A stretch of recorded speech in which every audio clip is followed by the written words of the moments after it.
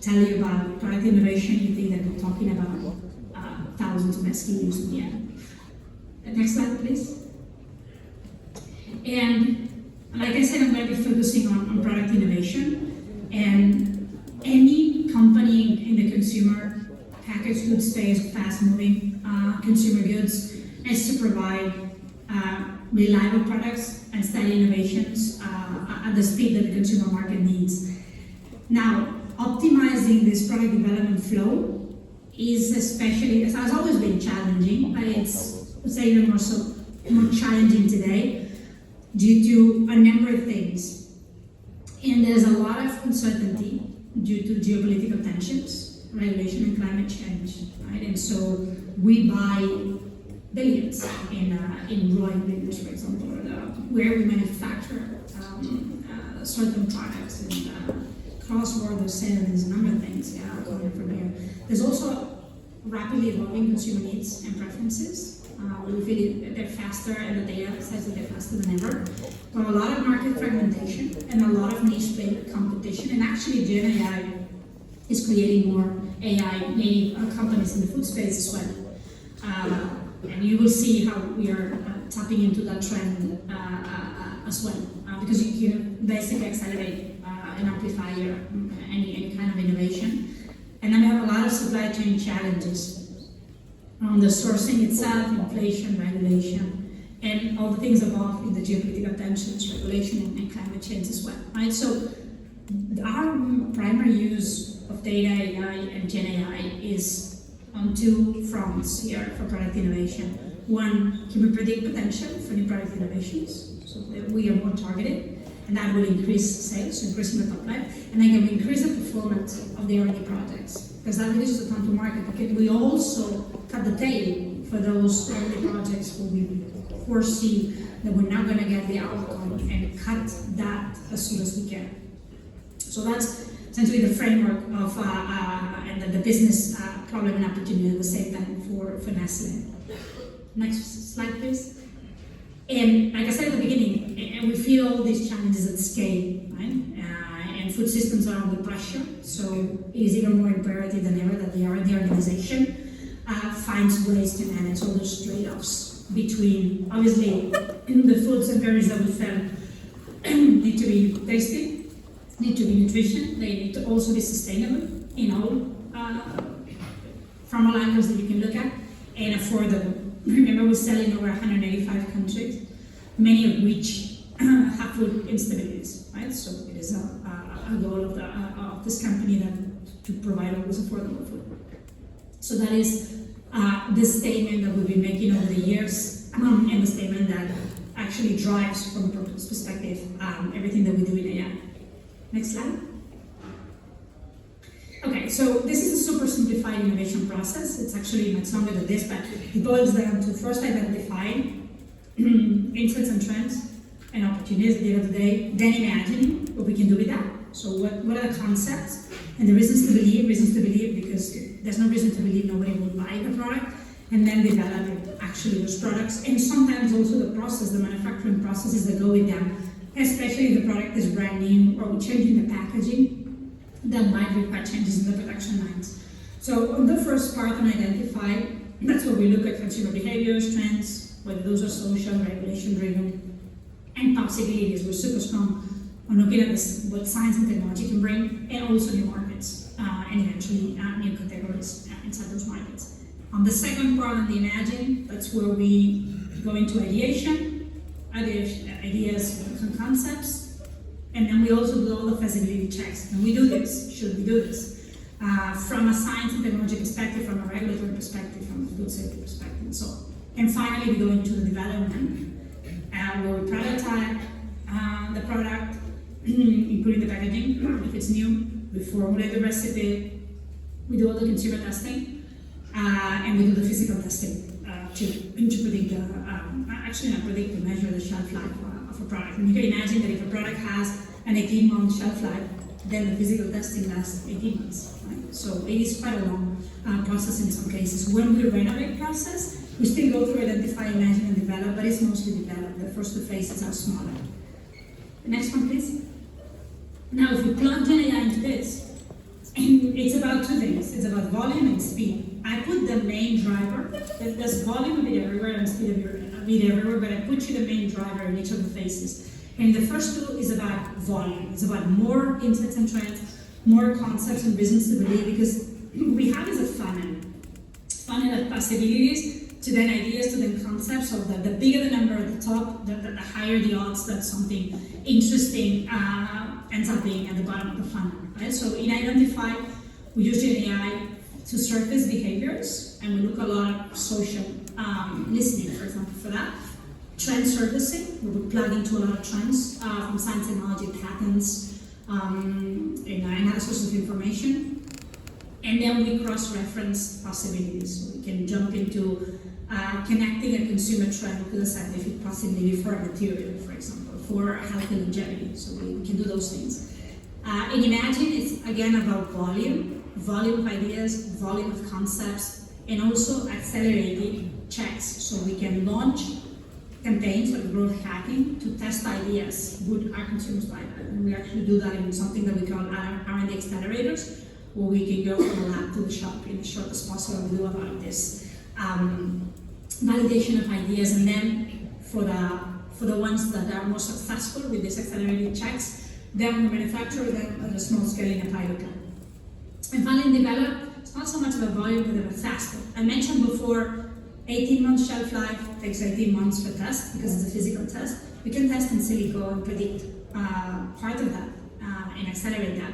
For example, we can stimulate consumers as well. We can simulate parts of taste. Taste and sensory is a very complicated business, but for some parts we can also simulate that with what we call electronic tongues. We can prototype a lot of the things in silico. We can predict trials, especially if a product is similar to other products that we've done before. And not all the trials that we would do, but the ones that we believe will give us the recipe and the product that will be closest to the ideal part. So that is what's the kind of the driving factors that GenAI brings to the Identify, Imagine, and Develop, and the kinds of things we do. And then on the next one, I'm going to show you 5 specific examples. And I'm going to open up for questions. You can find those that we have published on the press. So in Identify, we are doing a lot of science scouting. And you can think our scientists, and we have about 500 of those, generate a lot of state-of-the-art reports. What's out there? What are the right spaces that are left? Where can we play? Where we should tap into partners? Things like that. So that is usually done days, sometimes weeks, actually, depending on the complexity of the state-of-the-art. It can go down to minutes because the scientists can actually tap into a lot of data sources, things like research, getting Elsevier, patent agencies, and we can look what's other, also internal information that we have from trade secrets, knowledge that we acquired over the years in our innovation renovation projects. So we tap into all that information, which is largely unstructured. And then we can create those state-of-the-art reports. Obviously, we can do other things than state-of-the-art, that's the main use case. We're also doing something that might seem like very kind of basic, which is equipping everybody in R&D, actually everybody in the company, with tools like, if you're familiar with that, Microsoft 365 Copilot, that embedded in all the Office tools, so they can get time and headspace back. So we've been doing this for over a year, well, actually over a year, and fully rolled out since April this year. We're getting about 10,000 hours per week back. It's about a population of 4,000 people that's self-reported.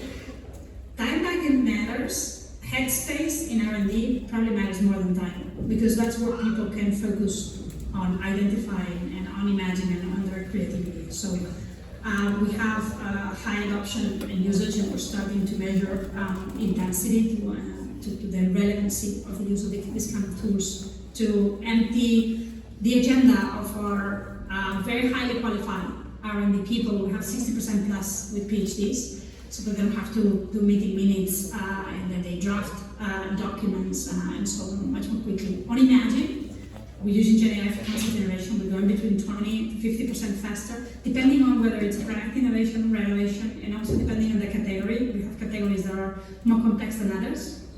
But for example, here you have a real example of a seasonal product. We can do a lot of commercial innovations, many more. And we are now also testing, plugging that into our capacity in the factories. Like good concepts that we can manufacture, and we increase asset utilization as well. On this, by the way, unstructured information and making sense of that, we're using that across operations as well for things like risk assessments and assessing all the contaminants not in real time, but in as close to real time as it gets, versus doing that once or twice per year. So you can see that the volume and the speed play in other places as well. And finally, on develop, this one is not so much of a volume, but about speed. So we are discovering new packaging materials and other types of materials. This is a very nice example we worked on with IBM. It usually takes years because you need to identify the polymers, right? A packaging material. It actually protects the food from air and from moisture. Those are the things that degrade food. So we put polymers and paper for our utilization strategy. So we learn language models for chemistry. We can create monomers with GenAI, and then our experts turn those monomers into polymers, and then we synthesize them and so on. And so something that would take years now takes months. Okay, and then that is something that helps us tremendously in our sustainability commitments. And we are doing similar things also for plant breeding and farming for regenerative agriculture. All of this in develop is very, very targeted towards sustainability. For now, we are also optimizing processing operations using this type of approaches. But these are two of the examples that are more mature for us on plant breeding and farming to come up with, in this case, coffee varieties that are higher in yield and they're drought resistant as well. So you have a feel for what we're doing with GenAI and very concrete examples that you can find out there. If you're interested, I can also send you examples of what we've published and share these examples. And we'll leave them on top of the time and open it up for questions. So you go to the next slide. Okay, thank you, Carolina. For the ones that have joined a little bit later, just to know, Carolina joined us online, so that it kind of felt surreal, like there was no speaker on the stage, so that you know that too. We have Carolina here with us virtually. So we still have some space for questions. Does anybody want to ask a question? We have someone there, and you'll get a mic so Carolina can actually hear you. Hi, thank you. My question is mainly on prototyping. So before your first prototype is built, how do you come, and while you are in the ideation phase and conceptualizing, how do you come together as a team to structure, because it's often the problems need to be defined well, and you're looking into abyss and it's a clean state, right? So how do you come together as a team to structure yourself to make that ideation more tangible and just know exactly what to do? That's a great question. And so we spend, I would say, probably more time on this than actually how to use the tools. Because when we ideate, then we have experts on all the different functions or disciplines that are needed. Like we have nutritionists, we have creative chefs, and especially if it's a category like food, but you need to put the food in a plate. Like snacking, you only need to eat the snack. But in the category of food, you eat that thing with others on the plate, so you need the chefs. We got people that are specialists in food safety. We got our process experts. So sometimes the teams are like 20-ish people. And so we started testing that in quote-unquote our easier category. Easier, why? Because it's only one ingredient, and that's this process, which is coffee. And so they started streamlining the process. How would they do identification and imagining and concept generation if they were all remote and augmented by AI? So they developed a blueprint on how to do this, and when it was more valuable for them to get together and brainstorm like in a whiteboard, and when the technology should come in. And then that blueprint has traveled across the different categories that added their tweaks on the things that were different for those categories. But that is a living blueprint, by the way. And as GenAI can do more things, we keep revisiting that. But that is the number one. In the prior session, we're talking about, how are people upskilled and how do they change, or do we change our ways of working because of this technology? It's a continuum thing. But yeah, and you're absolutely right. When we conceptualize and prototype, we do still need all those different areas of knowledge, and still the teams are there. Great, thank you. Do we still have any other questions? We have here a gentleman.